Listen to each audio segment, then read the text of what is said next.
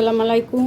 আশা করি সবাই ভালো আছেন, আমরাও ভালো আছি। মিঠু কিচেনে আবার একটি নতুন রেসিপি নিয়ে চলে আসলাম। আমাদের আজকের রেসিপি হবে আমরা ছোলা বুট তৈরি করে দেখাবো। তো ছোলা বুটটা তৈরি করার জন্য এখানে আমি 1/4 কাপ ছোলা নিয়েছি। তো এই ছোলাটা প্রথমে আমি একটি বাটিতে ঢেলে নিব। তো আপনারা চাইলে বেশি পরিমাণ দিয়েও করতে পারেন। আমি এই ছোলা বুটটা 1 কাপ দিয়েই করে দেখাচ্ছি আজকে। আপনাদের মানুষ বেশি হলে আপনারা বেশি করে নেবেন। তো ছোলাটাকে এখন আমি ভিজিয়ে নিতে হবে। তো এই কাপ দিয়ে আমি পানিটা মেপেও দিচ্ছি কতটুকু পানি দেওয়া লাগবে। যেহেতু 1 কাপ ছোলা, এখানে আমি 2 কাপ পানি দিয়ে দিব। ছোলার দ্বিগুণ পানি দিতে হয়। আর এই ছোলাটা 7-8 ঘন্টা ভিজিয়ে রাখতে হবে। তো এরকমভাবে আমি 7-8 ঘন্টা ভিজিয়ে রাখবো। আর পানিটা অবশ্যই এরকম উপরে থাকতে হবে। এখন আমি ফিরে আসছি 7 ঘন্টা পর। ফিরে আসলাম 7 ঘন্টা পর। 7 ঘন্টার জন্য যে আমরা ছোলাটা ভিজিয়ে রেখেছিলাম, তো দেখতেই পাচ্ছেন ছোলাগুলো কিন্তু ভিজে ডাবল হয়ে গিয়েছে, ফুলে উঠেছে। তো এখন আমি এই ছোলাগুলোকে একটু ভালোভাবে ধুয়ে পরিষ্কার করে নিয়েছি। এখন সিদ্ধ করব কিভাবে সেটাও দেখিয়ে দিব। আর ছোলার সাথে অবশ্যই আলু দিতে হবে। তো এখানে আমি মিডিয়াম সাইজের 4টি আলু নিয়েছি। তো এখন আমাদের আলু আর ছোলাটাকে সিদ্ধ করে নিতে হবে। তো এখন আমি সরাসরি চুলায় চলে যাব সিদ্ধ বসানোর জন্য। আর কতক্ষণ সিদ্ধ করব সেটাও বলে দিব। তৈরি করার জন্য চুলায় চলে আসলাম। চুলায় আমি একটি হাঁড়ি বসিয়ে দিয়েছি, সিলভারের হাঁড়িতে। আপনারা চাইলে ননস্টিকের হাঁড়িতেও সিদ্ধ করে নিতে পারেন। তো সিলভারের হাঁড়িতে সিদ্ধ করে নিলেই ভালো হয়। তো এখানে আমি পানি দিয়েছি, এখন দিয়ে দিব ছোলা আর আলুটা দিয়ে দিচ্ছি। তো এরকম পানিটা একটু ডুবানোই থাকবে। এখন আমি আধা ঘন্টার মতো হাই হিটে এই ছোলা আর আলুটাকে সিদ্ধ করে নিব। আর অবশ্যই হাই হিটে সিদ্ধ করে নিতে হবে। আধা ঘন্টা পর এখন ঢাকনাটা উঠিয়ে নিব, দেখব ছোলাটা কেমন হলো। আধা ঘন্টার জন্য যে আমরা সিদ্ধ বসিয়েছিলাম, তো এখন আমি একটু লাড়াচাড়াও দিয়ে নিচ্ছি। দেখতেই পাচ্ছেন আমাদের ছোলাগুলো কিন্তু সিদ্ধ হয়ে গিয়েছে। তো এখন আমি আঙ্গুল দিয়ে চেক করে নিব। তো দেখতেই পাচ্ছেন গলে গিয়েছে। তো আমাদের আলুটাও সিদ্ধ হয়ে গিয়েছে। এখন আমি একটি চালনিতে তুলে নিব। এই চালনিতে তুলে নিয়ে তারপরে ছোলাগুলোকে ভালো করে ধুয়ে নিতে হবে। দেখতেই পাচ্ছেন ছোলাগুলো আমি কলের তলে দিয়ে কিন্তু ভালো করে ধুয়ে নিচ্ছি। অবশ্যই এভাবে ধুয়ে নেবেন, তাহলে যে কালো কালো থাকে ছোলার ভিতরে সেটা চলে যাবে। তো ধুয়ে পরিষ্কার করে কীভাবে রান্না করব সেটাও দেখিয়ে দিই। আমাদের ছোলাটা ধুয়ে আমরা পরিষ্কার করে বাটিতে তুলে নিয়েছি, দেখতেই পাচ্ছেন।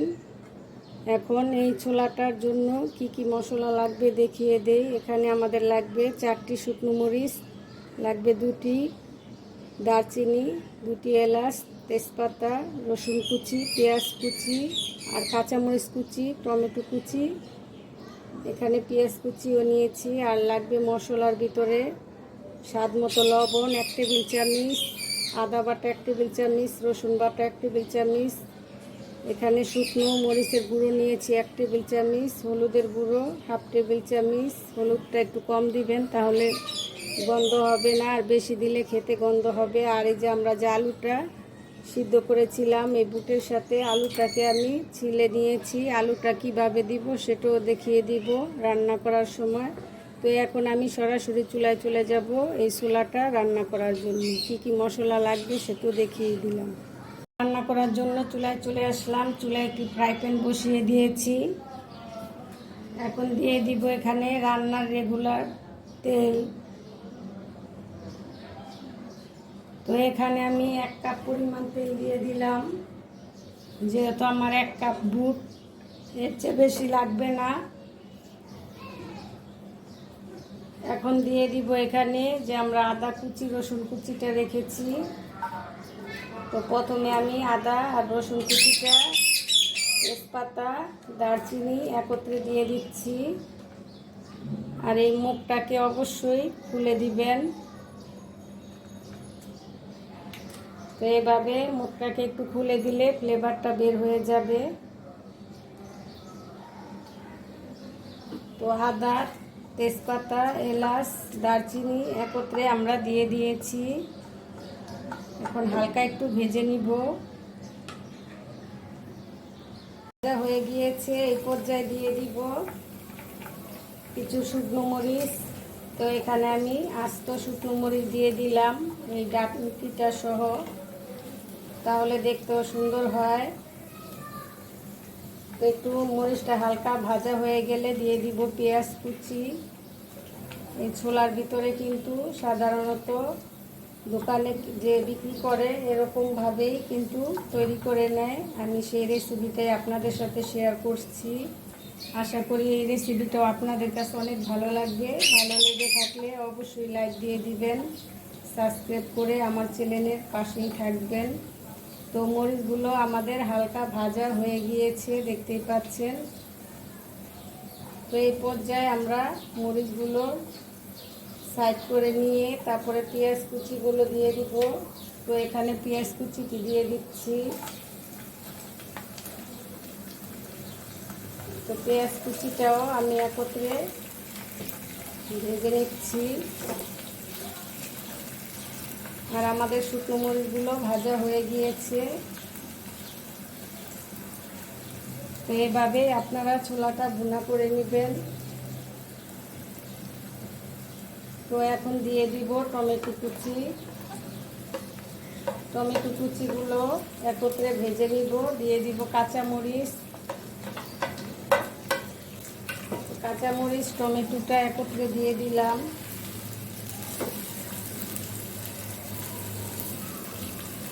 তো এখন আমি এই যে শুকনো মরিচগুলো একটু উঠিয়ে নিব,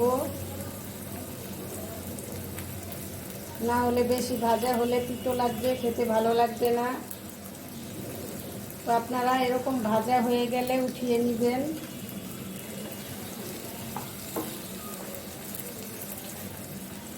এখন দিয়ে দিব আমরা যে মশলাগুলো রেখেছিলাম। আদা বাটা 1 টেবিল চামচ, রসুন বাটা 1 টেবিল চামচ, স্বাদ মতো লবণ, জিরা গুঁড়ো, ধনিয়া গুঁড়ো সব একত্রে আমি এভাবে ঢেলে দিচ্ছি। তো একত্রে এভাবে ঢেলে দিবেন। ঢেলে দিয়ে মশলাটা একটু হালকাভাবে কষিয়ে নিতে হবে নেড়ে চেড়ে।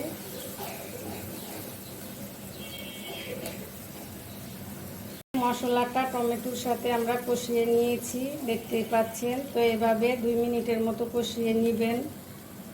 এখন আমরা দিয়ে দিব এখানে ছোলাটাকেও ভালো করে একটু কষিয়ে নিতে হবে এই মশলার সাথে।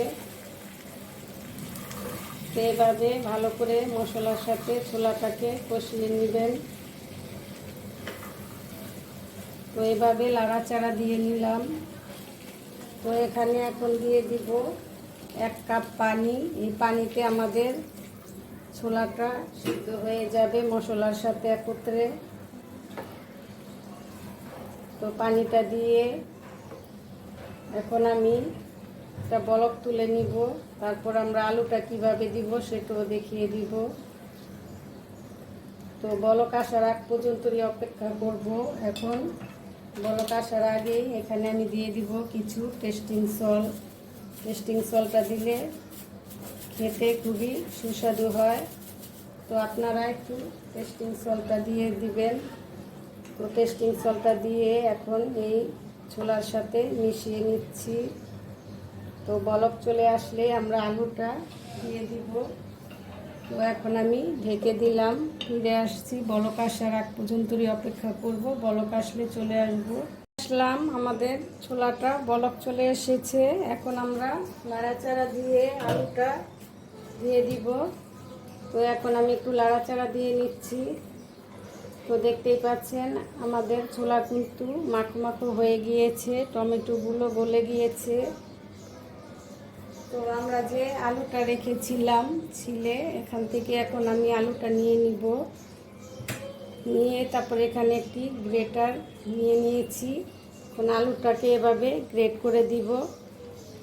সাধারণত আলুটা একটু গালানোই থাকে ছোলার, তো আপনারা এভাবে গ্রেট করে দিবেন।